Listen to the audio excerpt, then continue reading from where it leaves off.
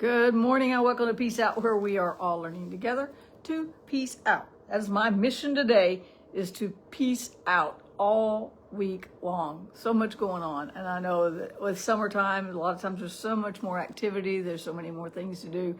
And it's so easy to get caught up in life all year long. It doesn't matter about summer. There's always a reason to get caught up in life. There's always a reason to get distracted. There's always a reason to forget to peace out. There's always something coming at us that's trying to talk us out of the peace he gave us. And so it doesn't matter if it's summer, because then it'll be school, and then it'll be the holidays, and then it'll be the New Year's, and it's always something. Always something. But God is so faithful, and we have his peace no matter what the season, no matter what the busyness. We're always busy. We've got to make time for him.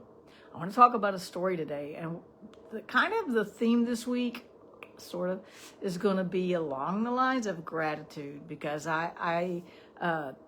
it's so important to have gratitude for the good things. Now, that doesn't mean that we don't see the bad things that happen in our lives.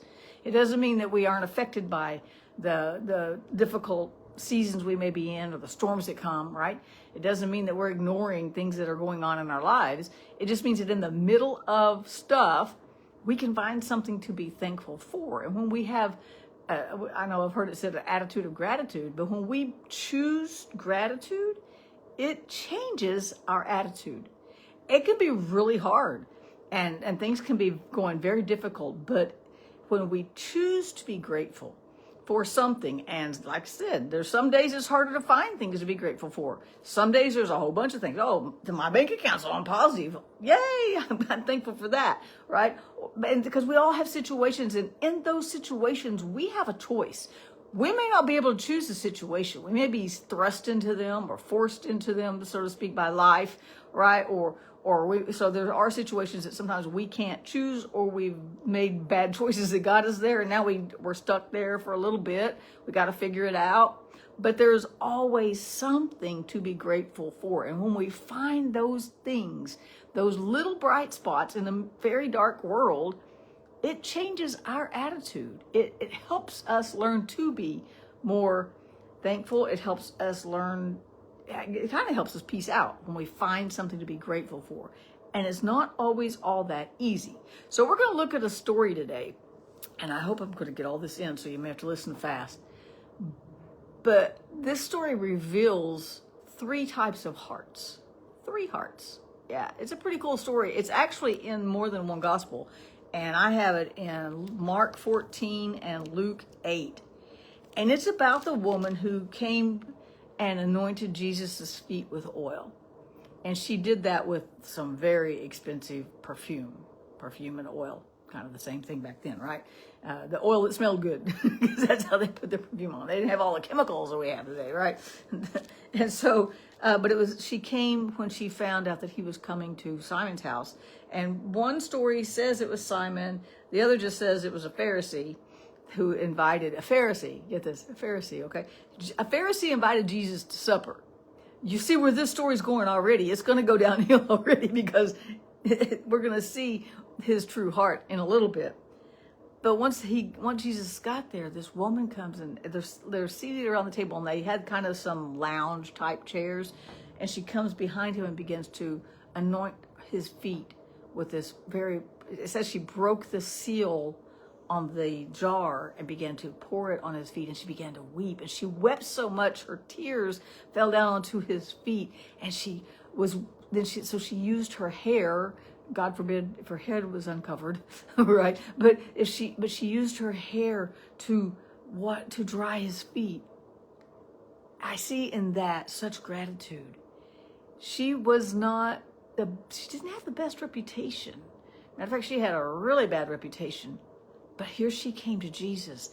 And here, sitting at the same table, were the disciples and the Pharisee.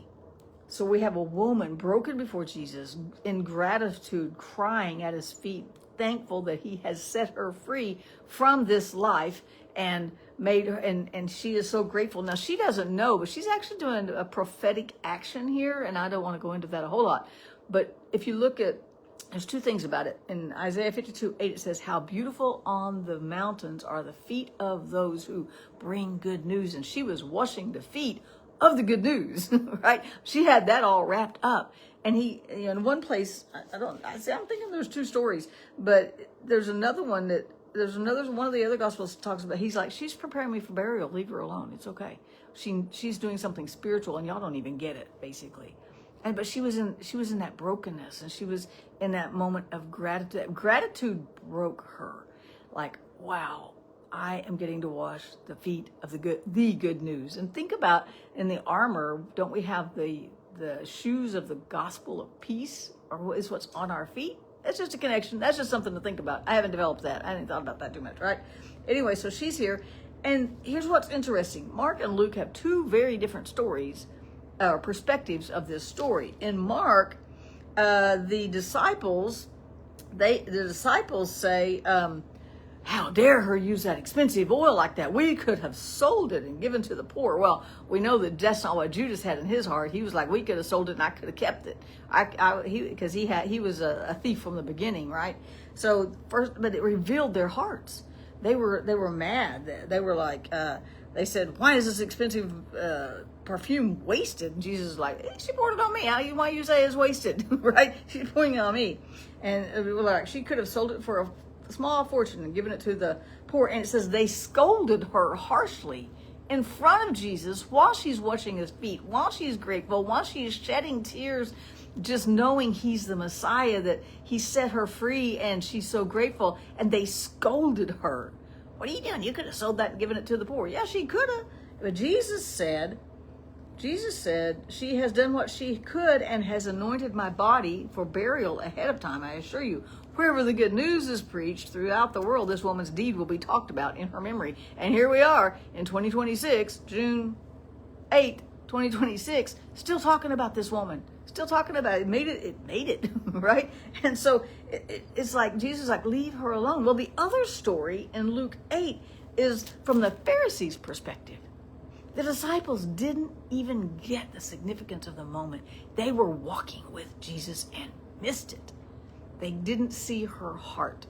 They couldn't comprehend that level of gratitude, that level of thankfulness, that level of, you are the Messiah. And they were walking with Jesus. We can miss it, you guys. We can miss it if we don't pay attention.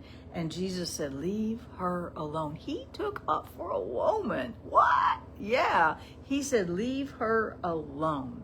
And he said, why berate her for doing such a good thing to me? They could not see past their mindset and what they thought should have been done. They could not rightly discern that action. Neither could the Pharisee. I'm going to be out of time. Anyway, so the Pharisee is sitting here, and the Pharisee thinks this while the disciples are berating her. He says, this proves Jesus isn't a prophet at all. Because if God had really sent him, he would know what kind of woman is touching him. She's a sinner. So he's sitting there condemning her. The Pharisee is, Simon is, right? And he didn't even say it out loud. And Jesus, it says Jesus spoke up and answered his thoughts. That might scare us, right? But remember, we've talked about Psalm 139, where he knows our thoughts, knows our words while they're just thoughts. He knows what does it say in Hebrews 4:12? Man, my mind's going crazy. Hebrews 4:12 says the word can rightly divine the thoughts and intents of the heart. Jesus knew what his intent was, knew what his heart was, even though he didn't say a word. See, the disciples spoke up. Simon's like, I ain't saying nothing, but does he know? Because he must not really be a prophet. Because if he was a prophet, he would know who's touching him. So much judgment. And she's just being grateful. When we become really grateful, sometimes other people won't get it. It's okay. They're not walking our road. It's okay. They don't understand what we've been forgiven of. They may not understand what we've been walking through or what we're still walking through, and we're still grateful. And sometimes when we're grateful, it condemns other people because they are not grateful and they don't know how to deal with it. So they're hateful, right? You just get a mixed bag. But Jesus turns to Simon and goes, you know what? And he tells this parable. He says, a man loaned money to two people, and he said he loaned this guy a whole bunch of money and this guy a little bit of money, but he forgave both of them. Which one's going to love him more? right? And he said, well, the guy who forgave a whole lot more. And Jesus says, that's right. And he says, look at this woman. Jesus is using this situation to teach the disciples and to teach Simon, the Pharisee, right? Look at her kneeling here. And he said, when I came in, you didn't wash my feet. And that was customary, right? He said, you didn't wash my feet. You didn't give me a kiss of greeting. You didn't even pour oil on my head, but she has anointed me with her form. And he talks about her sins are forgiven, and who has many sins forgiven has much gratitude, right? And then he turns to the woman finally. He's talked to the disciples, he's talked to Simon, and he turns to the woman and he says, your faith has saved you. Wow. He didn't say that to the Pharisee. He didn't say, oh, you got the law. All right, baby. It's a good thing. Knowing the law has saved you. And he didn't look at the disciples and go, that's a really good thought. I'm glad you thought of that. That will save you. He looked at the woman that they were despising, that was showing gratitude, that was broken before him and had been forgiven of many sins. She ain't judging nobody, and she don't care what anybody thinks at this point. She could have waited outside. She could have thought, these guys are going to think what they're thinking. The Pharisee's going to think what the Pharisee's going to think. And the religious people, like the disciples, are going to think what the religious people are going to think. She just cared what Jesus thought. And he said, your faith has saved you. Get this. Go in peace. Your faith has saved you. Peace out. Find something to be grateful for today. Don't be like the Pharisee, judging and then saying, well, Jesus must not be a prophet because he don't know. And Jesus is like, I know what you thought, Simon. Wow, you think Jesus don't know something you're going through? You think he doesn't know something you've thought about? You don't think he knows our despair? He answered Simon's thoughts. He answered the disciples' argument. He's like, why? He's like, you don't get what she's doing. He taught on a spiritual level to his disciples. He taught them something. And then he had to use a parable for Simon because Simon wasn't going to get it because he was a Pharisee, right? But in the middle of this, the woman found true freedom because he said, your faith has saved you. Go in peace. Find something to thank God for today. No matter how bad it looks, no matter how difficult your circumstances may be, there is always something to be thankful for. And when we focus on him and what he's done, and we're thankful for that, what he's done, it will change our attitude and our altitude, and we can peace out. Peace out, you guys. Have a great day. I'll see you again tomorrow.